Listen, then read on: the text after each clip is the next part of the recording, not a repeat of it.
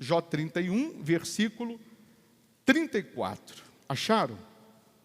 Quem não achou? Eu espero. Jó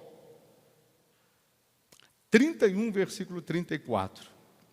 Porque eu temia a grande multidão e o desprezo das famílias me apavorava, e eu me calei e não saí da porta. Vamos ler de novo? Porque eu temia a grande multidão e o desprezo das famílias me apavorava, e eu me calei e não saí da porta. Se eu pudesse pedir para você anotar ou grifar, você tinha que grifar: não saí da porta. Pudesse escrever na mão, pelo menos com a caneta: não saí da porta. Aí Jó está dizendo isso. Porque eu temia, porque o desprezo me apavorava das famílias, eu não saí da porta. Me calei e não saí da porta. E o que isso tem a ver? Se a gente voltar um pouquinho na história de Jó, nós vamos lembrar que Jó, na terra de Uz, ele era o maior homem do Oriente. Ele não era um dos maiores, ele era o maior. O mais rico era Jó. O historiador vai dizer que ele tinha 3.000 camelos. Numa época que não tinha carro, e o camelo era usado para atravessar o deserto, Jó, ele tinha uma locadora de camelos. 3.000 camelos. Jó, ele tinha 10.000 funcionários. Jó, nessa aldeia de Uz, ele era o maior do Oriente, não da aldeia, ele era o mais rico.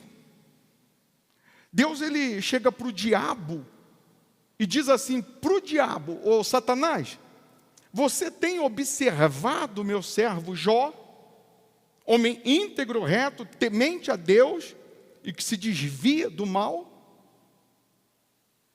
Deus deu as características de Jó: íntegro, reto, temente a Deus e que se desvia do mal. E o diabo disse para Deus o seguinte: ele só é íntegro, reto, temente a Deus e se desvia do mal porque ele tem tudo. Ele é o mais rico, a obra das mãos dele o Senhor abençoaste, e o diabo sugere: toca no que ele tem, que ele vai blasfemar na tua face. O diabo sabe que a pessoa que não é convertida, a pessoa que não é nascida de Deus, mas é apenas frequentador da igreja, da Bíblia, o diabo sabe que quando toca no que ela tem, ela blasfema na cara de Deus. O diabo sabe que quando a pessoa não tem o Espírito de Deus, não nasceu de Deus, não tem o DNA de Deus, é só ele tocar no que ela tem, que ela blasfema na cara de Deus. É só tocar no que ela tem, que ela desiste de Deus. É só tocar no que ela tem, que ela abandona o Deus que ontem ela disse que o amava e que jamais ia desistir. Hoje, só porque o diabo tocou no que ela tem, ela desiste de Deus. Daqui a pouco nós vamos participar da Santa Ceia, que significa nos assentarmos à mesa com o nosso Senhor e termos participação com Ele, comunhão com Ele. Comer o pão, que representa a carne, beber o suco de uva, que representa o sangue, significa que a gente tem comunhão com Ele, aliança com Ele. Mas quantos de nós que temos participado da Santa Ceia, ou das vezes que temos Santa Ceia, e continuamos sem ter comunhão com Deus? Quantos que se dizem convertidos, e na hora da tempestade, na hora da tribulação, na hora da rebordósia, desistem, esquecem tudo que foi prometido. E aí nós vamos ter aquele grupo de pessoas que vão dizer assim, mas quem escreveu o livro de Jó? É fácil de você entender. Quem escreveu Gênesis? Quem escreveu Gênesis, o início da criação? A terra era sem forma e vazia. Nós sabemos que Moisés escreveu o Pentateuco, os 5 primeiros livros da Bíblia: Gênesis, Êxodo, Levítico, Números e Deuteronômio. Deus deu a Moisés foi o único que escreveu a própria morte, porque está lá, escrito lá, por Moisés.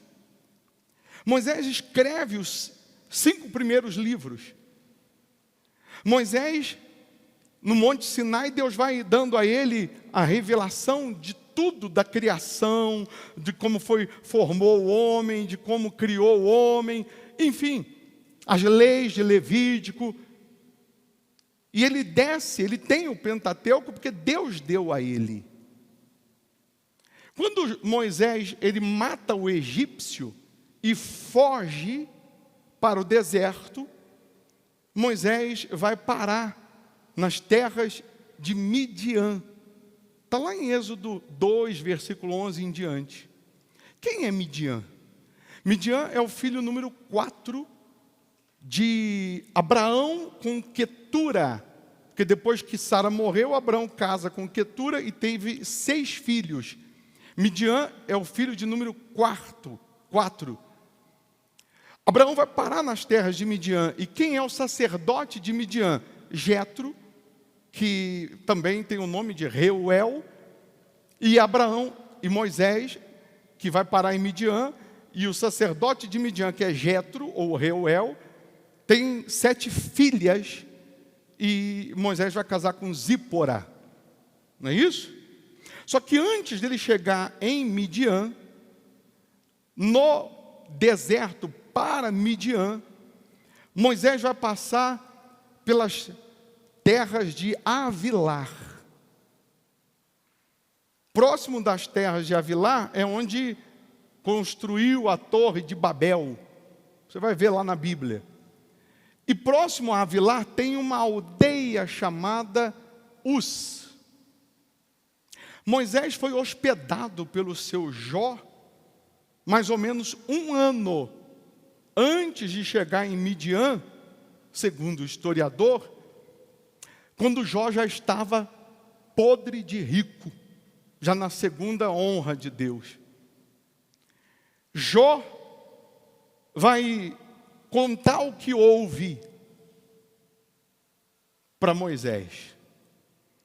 Mas, com certeza, segundo o historiador, assim como Deus deu a Moisés o Pentateuco, Deus deu a Moisés o início da história de Jó, dizendo a conversa de Deus com o diabo, porque isso aí Jó não sabia. Jó sabe do sofrimento, do que ele tinha, do que ele perdeu e do que ele conquistou. Mas do início, Jó não sabia. Deus falando com o diabo, quem ouviu a conversa? Deus deu a Moisés. Estou dando essa volta toda só para dizer para você quem escreveu o livro de Jó.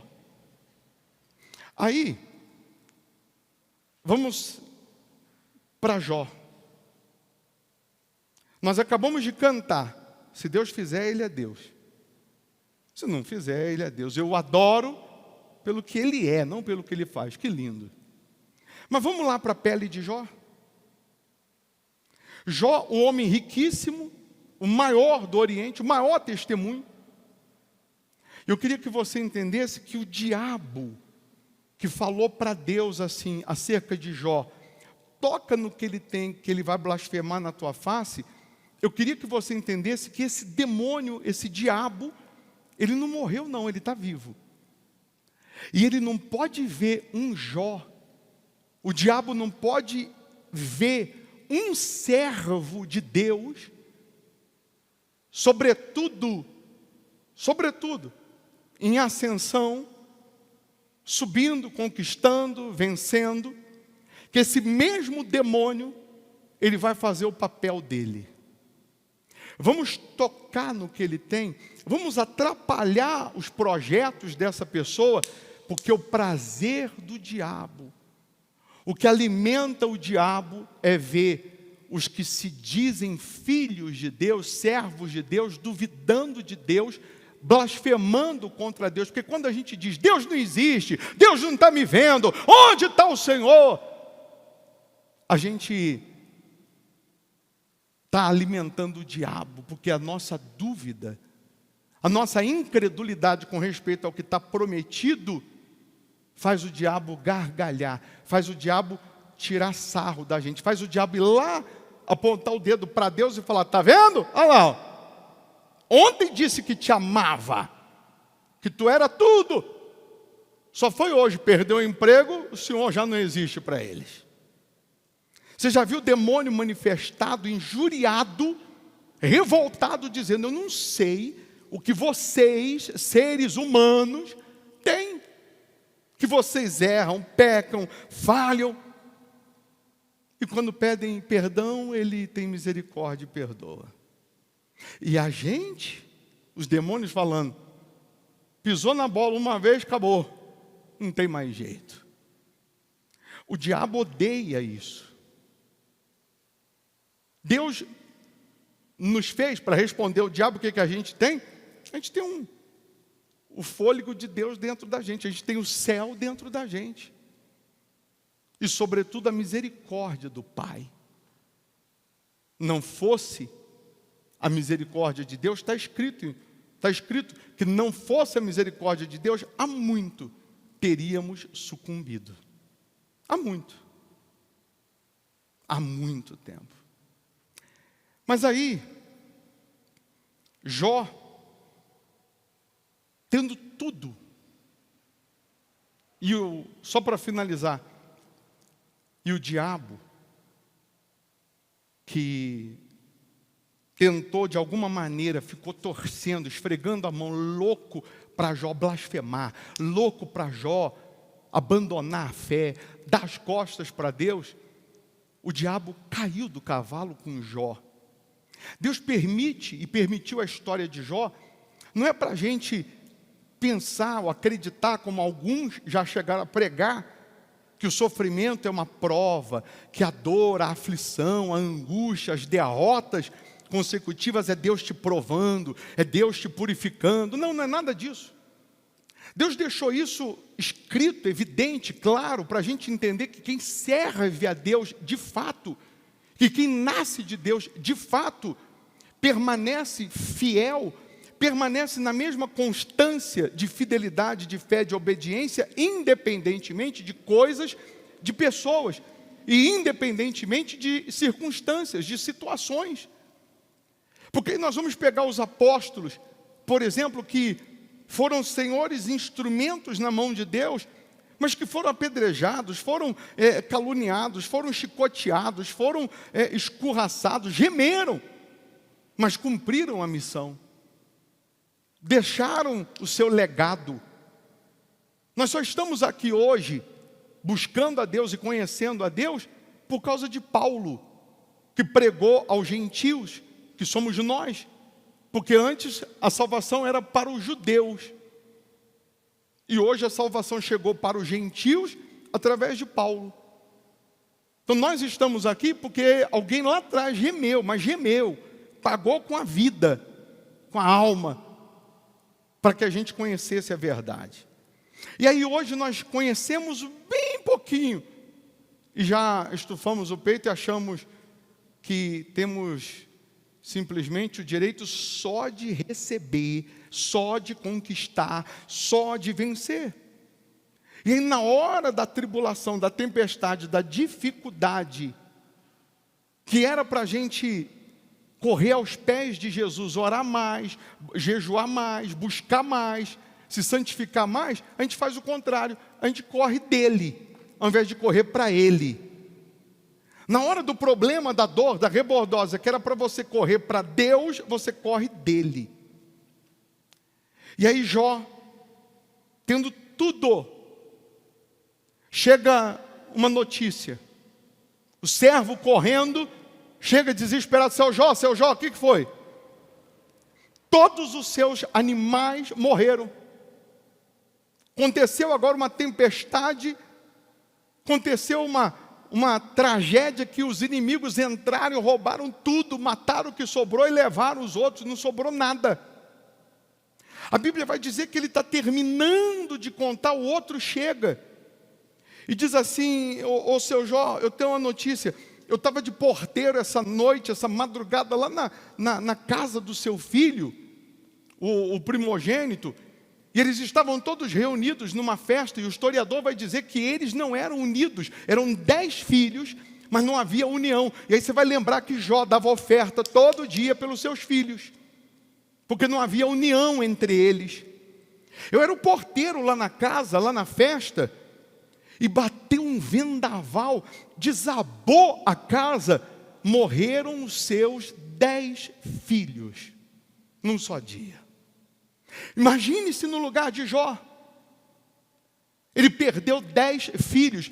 No outro dia tem 10 caixões enterrando os seus 10 filhos, que ele dava oferta todo dia. Jó tinha tudo para dizer: meu Deus, eu dava oferta por eles, para protegê-los, para guardá-los. E agora, um vento derruba o telhado na cabeça deles e mata os 10. Não sobrou nenhum. Mas Jó não disse isso. Deus falou para o diabo, quando o diabo falou: toca no que ele tem, que ele vai blasfemar na tua cara, na tua face. Deus falou: então toca. Você só não pode tirar a vida, toca. Em outras palavras, Deus estava dizendo: ô Satanás, eu estou dizendo que Jó é meu servo, e você, Satanás, acha que eu não sei o que está dentro de Jó? Então toca para você ver se ele vai blasfemar. O outro está contando que os filhos morreram, e Jó está sendo meio que bombardeado por tudo isso. Agora ele não tem mais as finanças, agora ele não tem mais o filho, o afeto, a família, não tem mais família. E a Bíblia vai dizer que Jó começa a se coçar, ele raspa a cabeça, representando humilhação, ele coloca cinzas na cabeça, representando a revolta, e ele diz assim para Deus: eu estou olhando o diabo está assim, vai, é agora que ele vai blasfemar na face, quer ver? O inferno inteiro levantou na arquibancada e está dizendo: é agora. E Jó raspa a cabeça, coloca cinzas, e ele fala assim: nu eu vim, nu eu volto para o ventre. Nu eu vim do ventre, nu eu volto. Ele diz: Deus me deu, Deus tomou. Parece que eu vejo o diabo botando a mão na cabeça e falando assim: não é possível. Não é possível. Com essa pancada, com essa paulada, era para ele blasfemar. Se ele blasfema, o diabo corre na frente de Deus e diz: está vendo? E aí você sabe que Jó, ele é acometido de tumores, está escrito malignos, da planta dos pés ao alto da cabeça, ao ponto dele ficar se raspando com caco. Os tumores caíram as unhas, caíram os dentes, as úlceras. A Bíblia diz que ele se cobria de cinzas por causa das moscas, por conta dos vermes que comiam a sua carne podre, que estava apodrecendo. Ele ficava nu, porque deitado em cinzas, porque não tinha como colocar nenhum tecido, ia colar nas úlceras. Ô bispo, o senhor não está exagerando? Coloca para mim Jó 7, versículo 5, por favor. Só para enfatizar isso. Jó 7, versículo 5. A minha carne se tem vestido do que está escrito ali? de vermes e de torrões de pó que ele rolava na terra por conta das moscas, do mau cheiro. A minha pele está gretada, toda partida, podre, e se fez abominável. Caramba! Vamos colocar o nosso problema diante de Jó? Os 10 filhos enterrou outro dia, tudo, os bens, animais, prosperidade, tudo se foi. Nesse auge do sofrimento, amigos, familiares, funcionários, pessoas que batiam nas costas e diziam, Jó é o cara. Pessoas que todo final de semana estavam na casa de Jó. Vamos para a casa do seu Jó, vamos para a festa, né? Todos desapareceram. Na hora da rebordose, na hora da sua aflição, você passa a conhecer quem é quem. Na hora da aflição, na hora da dificuldade, você quer conhecer o seu melhor amigo, ou o que se diz melhor amigo? Você quer conhecer aquele que esses dias disse para você que é seu amigo, você pode contar com ele a qualquer hora? Faz um teste, liga para ele amanhã e fala, pô rapaz, perdi isso, perdi tudo, olha, eu estou numa situação difícil, mas muito difícil. Você não tem 100 reais aí para me ajudar?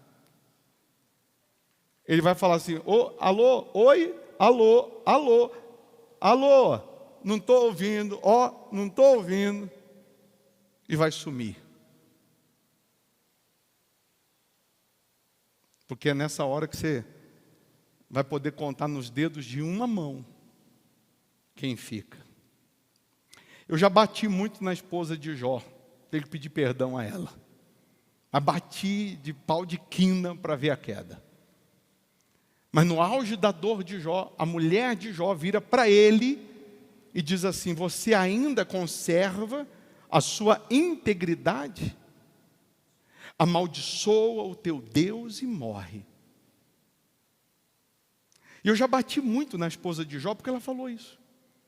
Eu já disse muito, o diabo tirou tudo e só não tirou a mulher dele, porque a mulher dele ia dar um último empurrão, ia falar, amaldiçoa a Deus e morre. Mas eu vou ser o promotor de justiça. Promotor de justiça não, porque o promotor de justiça, ele promove a justiça, né? E hoje os promotores, na sua maioria, promovem justiça. Mas eu vou defender a mulher de Jó. Ela foi a única que ficou com ele. Ela perdeu os 10 filhos também. Os 10 filhos saíram do ventre dela. E para a mulher, para a mãe, o filho, ela tem, parece que um amor maior do que o pai. O pai às vezes não entende.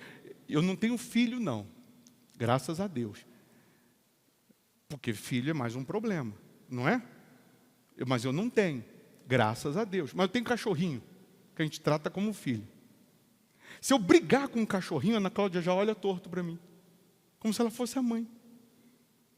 Ela pode até chamar a atenção dele, mas eu não. A mãe, ela que gerou, ela que deu mamar, ela que alimentou, ela que cuidou. Ela perdeu os 10 filhos. Ela tinha tudo financeiramente, agora ela também não tem nada. Ela tinha empregado, funcionário para tudo, e agora ela não tem mais nada. Ela está vendo o seu marido podre, cheirando mal, gemendo, gemendo, gemendo. E você quer ver uma pessoa sofrer mais do que o doente, mais do que o enfermo? É aquele que está do lado, é aquele que é sangue. Em outras palavras, chega um momento que você diz assim, para continuar sofrendo desse jeito é melhor morrer. Pelo menos para de sofrer. E ela sabia que a única maneira de Jó morrer era rápido, amaldiçoa a Deus logo e morre. Porque não dá para sofrer desse jeito. Mas eu estou dando essa volta toda para dizer para você que Jó, preguei para você aqui, versículo 34, de Jó 31, que Jó falou: eu não saí da porta. Com todo o desprezo, com toda a aflição, com todas as perdas, com todo o cenário que me apavorava, ele disse: eu não saí da porta. Você sabe o que significa o não sair da porta? Eu não saí da fé. Eu fiquei aqui na porta esperando o milagre, eu fiquei aqui na porta esperando o sobrenatural, eu fiquei aqui na porta esperando a mudança, mas eu não saí da porta. E quantos de nós, que por muito menos, saímos da porta, saímos da fé, saímos de dizimar, deixamos de dizimar, deixamos de fazer voto, deixamos de honrar a Deus, como se a gente colocasse a culpa em Deus da nossa aflição, da nossa dor. Jó está dizendo: eu não saí da porta. Se eu fosse pregar só o eu não saí da porta, a gente ficaria aqui até amanhã. Porque as virgens que saíram da porta, na hora que elas saíram, o noivo chegou e elas ficaram do lado de fora. O coxo que estava na porta do templo, pedindo esmola, e por várias vezes Pedro passou por ele, por várias vezes homens de Deus passaram por ele, mas porque ele não saiu da porta, permanecia na porta do templo, ele estava na porta do milagre. Teve um dia que Pedro disse: eu não tenho prata e nem ouro, mas o que eu tenho eu te dou, levanta e anda. Ele levantou e andou. Provavelmente Pedro já tinha dado esmola, mas teve um dia que Pedro falou: hoje eu não vou dar prata, eu não vou dar ouro, o que eu vou dar hoje para você é o que jamais alguém poderia dar, levanta e anda. Porque ele não saiu da porta, teve o dia que chegou o milagre. Porque Jó não saiu da porta, ou seja, Jó não abandonou essa fidelidade a Deus, esse temor a Deus. Teve um dia que Deus mandou socorro. Teve um dia que Deus falou: agora, Satanás, você já viu que ele não blasfema, você já viu que ele não duvida, você já viu que ele não abandona a porta, ele não abandona a fé, então agora é a hora dele ser honrado. Antes disso, nas suas orações, Jó, ele dá uma lição para a gente. Uma das orações famosas de Jó, você sabe qual é? Alguém pode me dizer? Uma das frases da oração dele? Eu sei que o meu Redentor vive, e por fim ele se levantará a meu favor. Caramba, eu estou podre, eu estou cheio de ferida, eu estou cheio de bicho. Eu estou dizendo: eu sei que o meu Redentor vive, eu sei que por fim ele vai se levantar ao meu favor. Você imagina a cara do diabo nessa hora? Porque eu sei que o meu Redentor vive, e que por fim se levantará sobre a terra. Numa outra versão ele diz: a meu favor. Será que a gente faria essa oração? E aí você já conhece a história que Deus vai e dá o dobro para Jó. De tudo, de bens, de camelos, de servos, de servas, porque aí chegou a prosperidade, aí chega um monte de amigo, um monte de gente: caramba, poxa, eu estava te procurando. Só de filhos que ele não teve o dobro, teve 10, porque não tem como Deus dar o dobro de filhos. Filhos são insubstituíveis, mas Deus deu o mesmo número, e com a mesma mulher. Ela não foi embora. Ela não desistiu. Ela não abandonou Jó. Ela ficou. A gente contar a história de Jó é maravilhosa, é linda, porque a gente sabe o começo, o meio e o fim. Mas e Jó? Lá na porta, morrendo aos poucos, ele sabia qual seria o final? Não. Jó sabia qual seria o próximo capítulo? Não. Jó sabia o que ia acontecer amanhã? Não. Provavelmente amanhã ia ser pior do que hoje. Mas ele não saiu da porta. Em outras palavras, ele não duvidou da fé, da palavra. Ele não desistiu. E Deus está falando com você que desistiu. Com você que saiu da fé. Blasfemou. Duvidou. E Deus está dizendo que a misericórdia dele é tão grande que ele está te buscando. É só você voltar.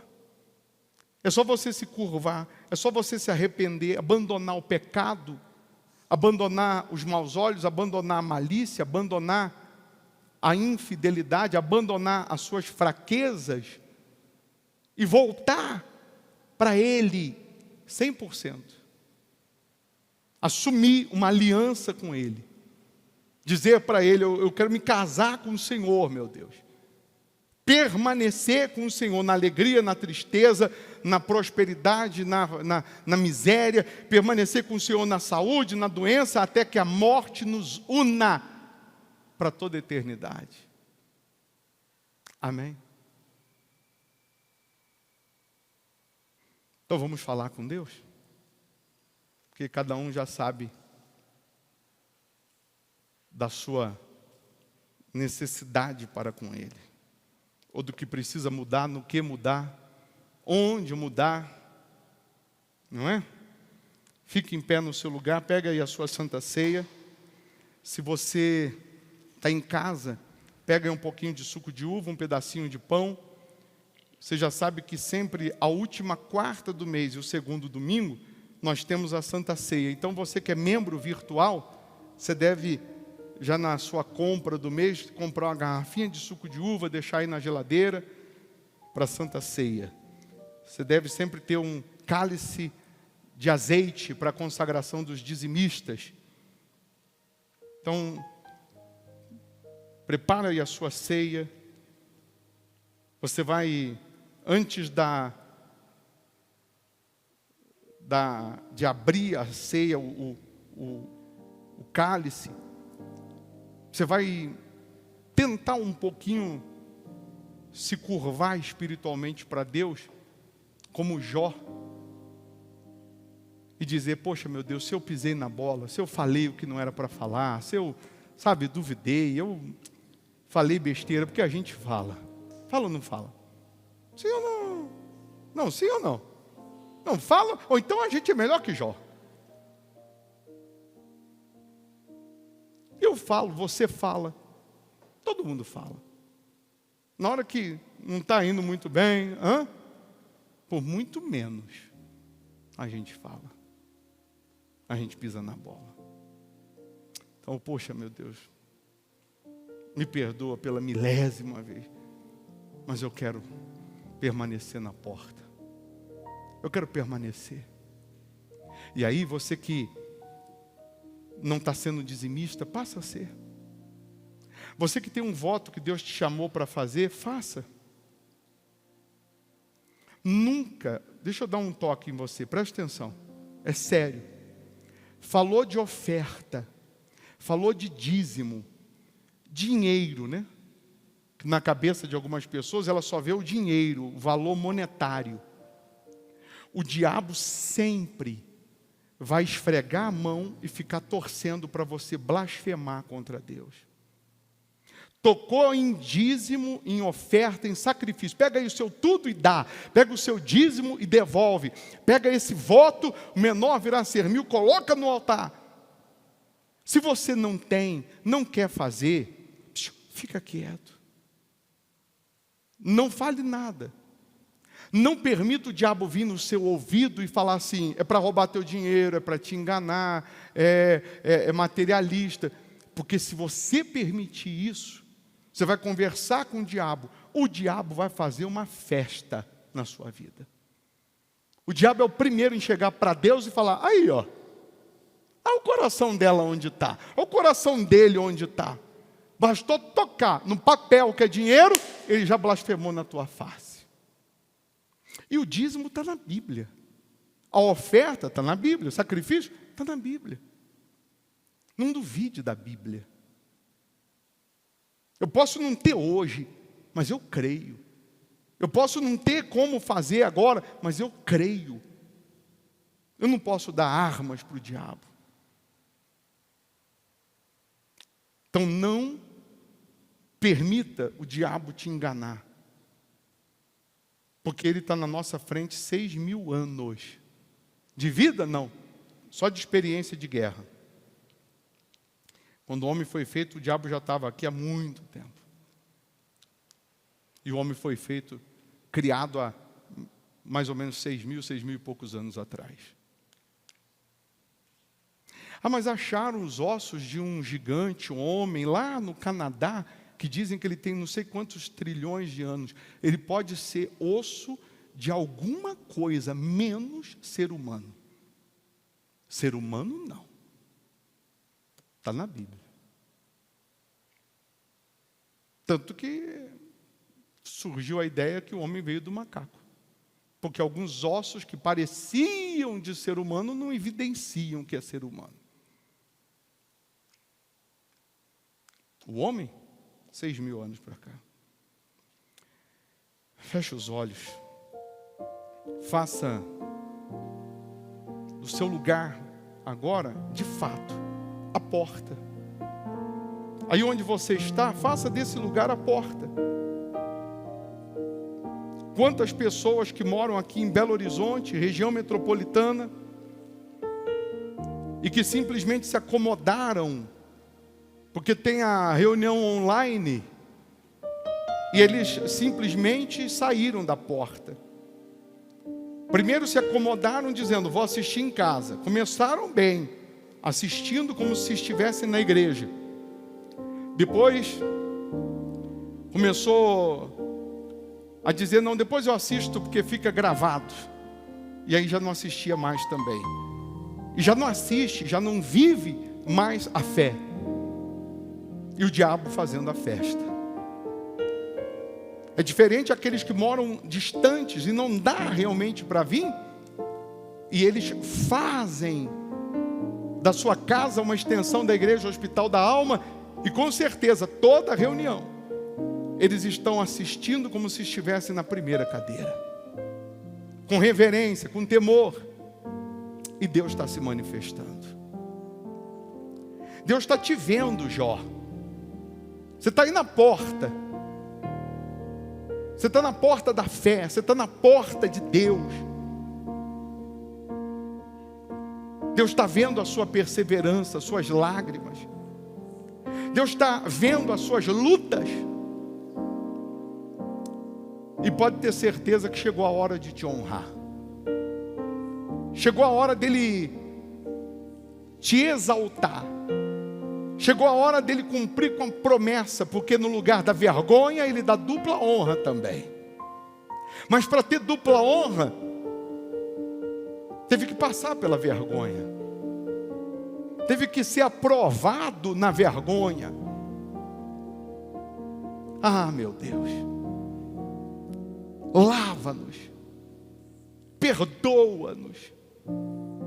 Esfrega com uma esponja embebida no teu sangue, esfrega a nossa alma para tirar toda a sujeira, para tirar toda a crosta, para tirar tudo que não presta, meu Deus.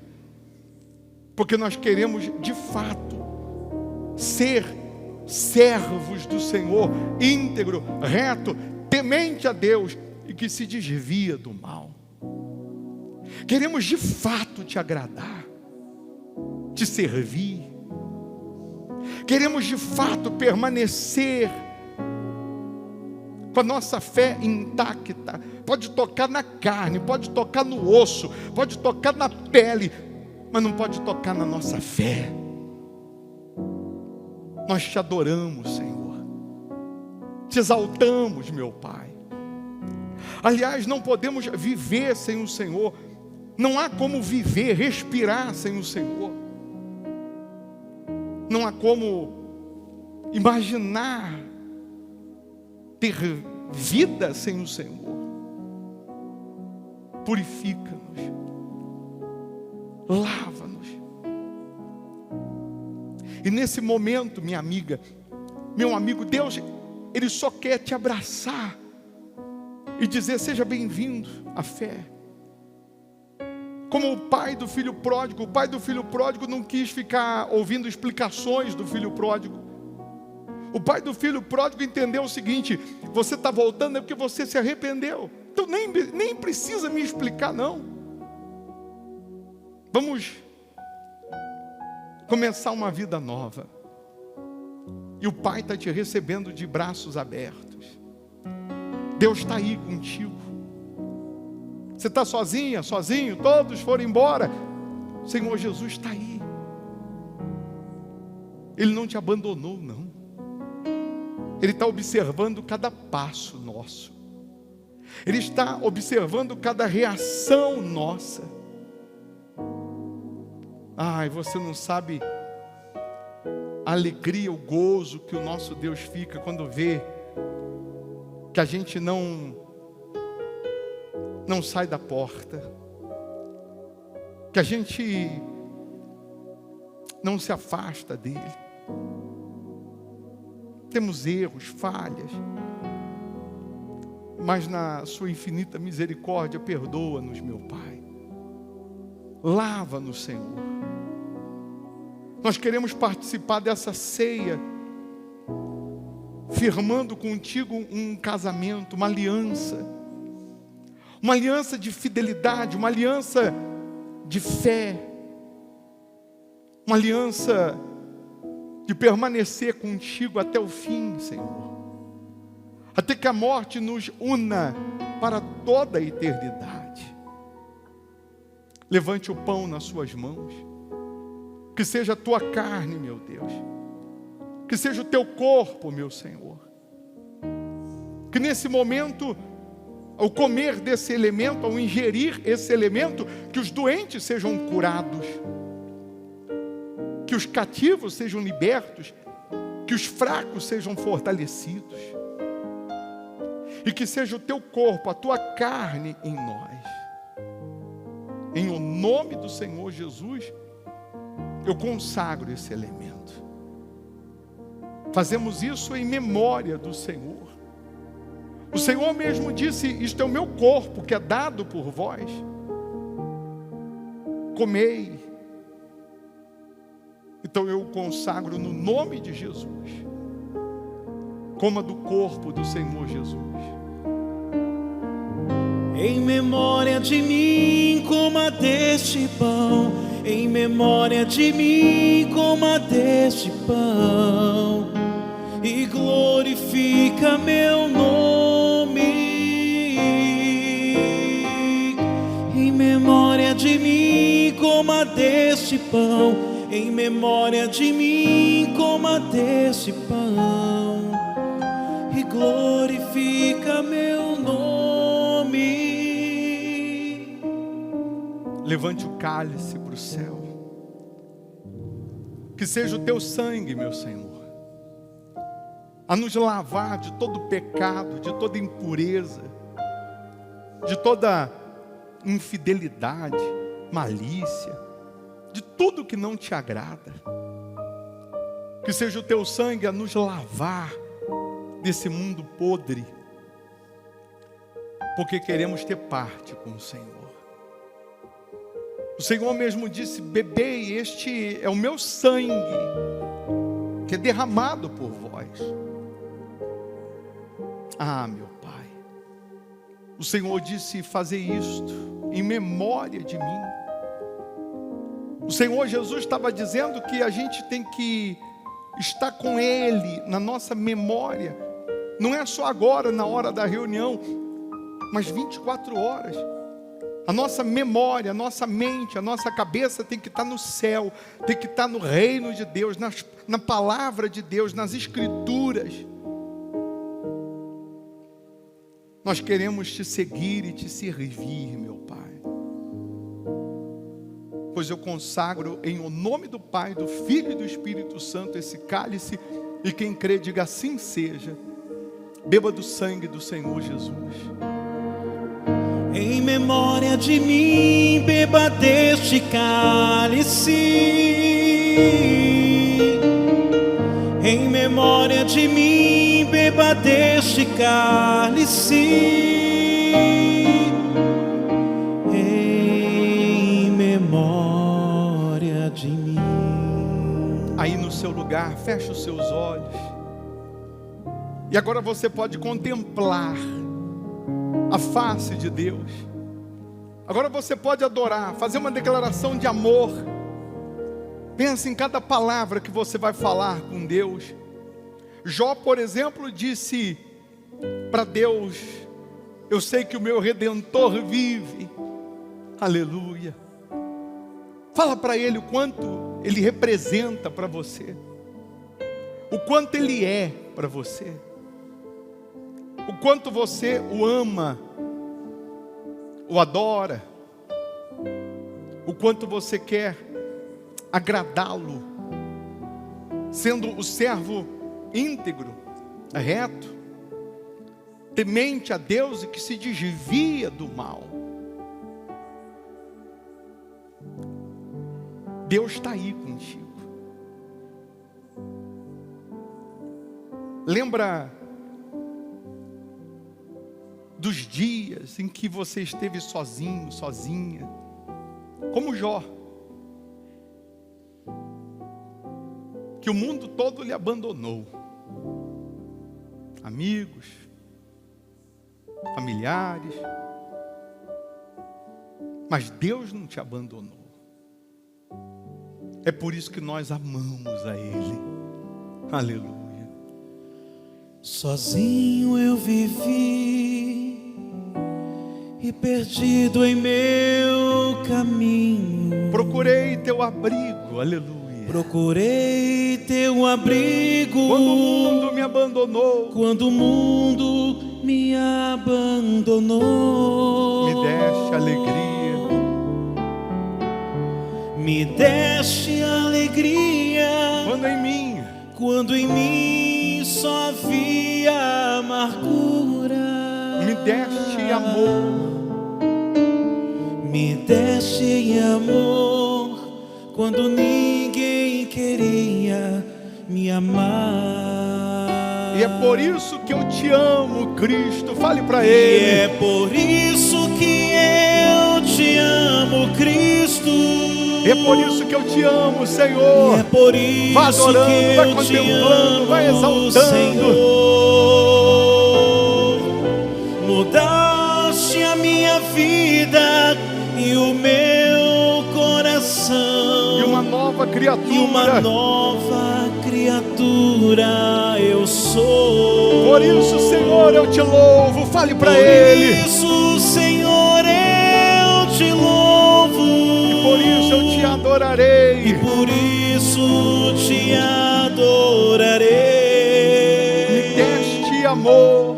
Me deste amor. Quando ninguém queria. Quando ninguém queria me amar. E é por isso que eu te amo. Vai adorando, vai contemplando. E é vai exaltando. Por isso que eu te meu Pai, nós te amo, adoramos, Cristo. te louvamos, te enaltecemos, te exaltamos. E é por isso que eu te amo, Senhor. Meu Rei. Mudaste a minha vida e o meu coração, e uma nova criatura eu sou. Por isso, Senhor, eu te louvo, e por isso te adorarei. Me deste amor quando ninguém queria me amar. Mudaste o meu pranto e o meu lamento em gozo. Todos os meus sonhos tornaram-se realidade.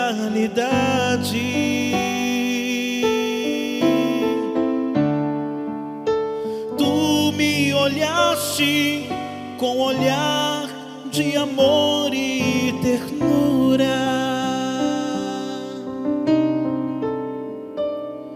Me deste amor quando ninguém queria me amar.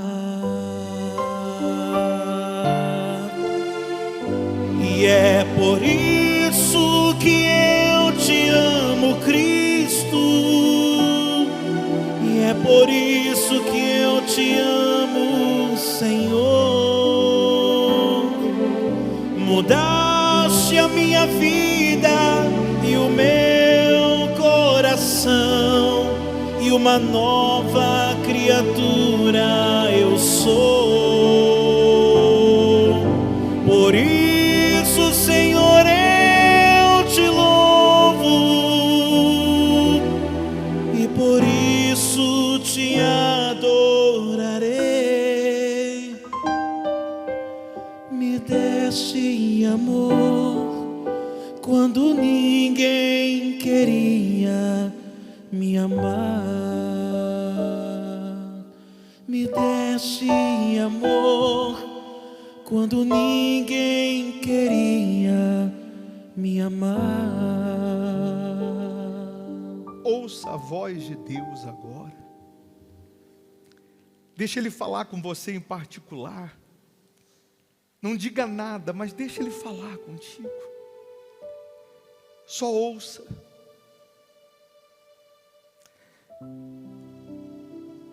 Tem momentos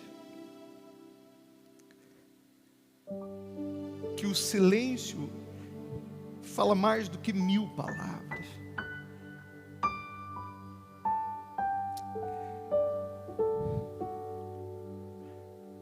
Aqueles momentos que parece que a gente está sozinho, que até Deus nos abandonou. Pode ter certeza que nessa hora Ele está carregando a gente no colo. As pegadas que a gente está vendo na areia, os passos que parecem uma única pessoa caminhando, não são os nossos pés, é Deus que está nos carregando no colo, e a gente nem percebe. Tamanho amor, tamanha misericórdia dele. Ah, meu Senhor, salve essas pessoas, meu Pai. Fala com cada um, meu Senhor. Imagine-se pela fé no colo, nos braços do Pai. Ele falando aos seus ouvidos, dizendo: estou aqui. O Pai está aqui. Vai dar tudo certo. Aleluia. O sonho que tive essa noite foi um exemplo de amor.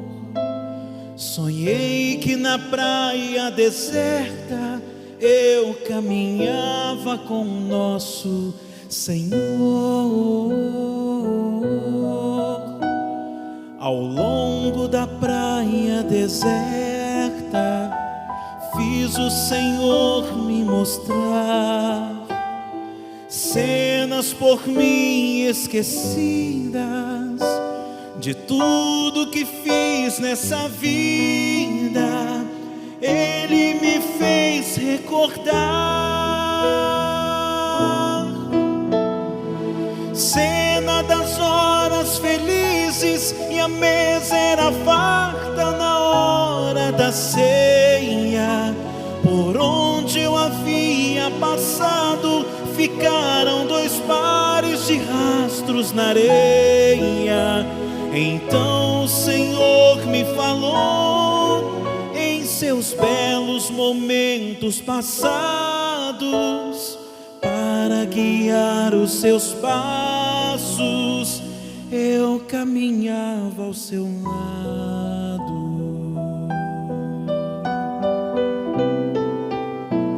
Porém minha falta de fé tinha que aparecer quando passavam as cenas das horas mais tristes de todo o meu ser. Então ao Senhor reclamei, somente meu rastro ficou.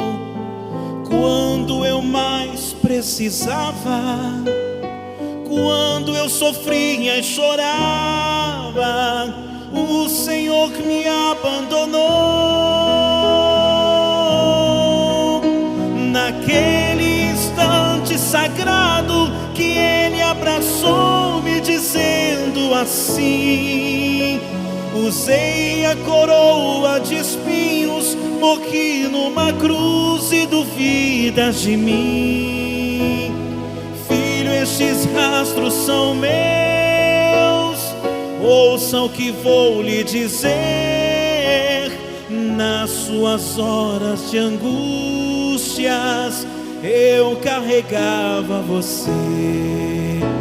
Naquele instante sagrado que Ele abraçou-me, dizendo assim: usei uma coroa de espinhos, eu morri numa cruz e duvidas de mim. Filho, estes rastros são meus, ouçam o que eu vou lhe dizer. Nas suas horas de angústias, eu carregava você. Receba o Espírito de Deus, receba a presença dEle, a alegria da salvação.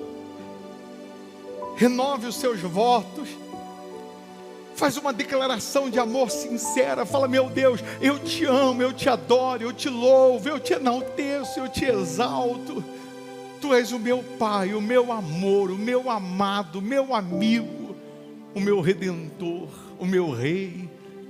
Ah, meu Pai, que a Tua presença seja real na vida dessas pessoas, que o Teu Espírito seja verdadeiro dentro de cada uma dessas pessoas, que ela possa refletir a Tua luz, a Tua imagem no convívio com outras pessoas, que ela não tenha só essa presença gloriosa aqui no momento da reunião, mas que essa presença permaneça dentro dessas pessoas, e quem olhar para ela, meu Deus, verá o Teu brilho, verá a Tua paz, a Tua presença dentro dela, e que ela jamais se desvie, que ela jamais se distancie do Senhor, que ela jamais se afaste de Ti, mesmo sabendo que lutas, dificuldades, tempestades virão.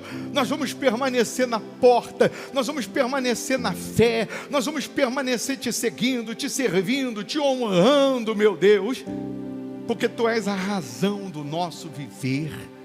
Aleluia.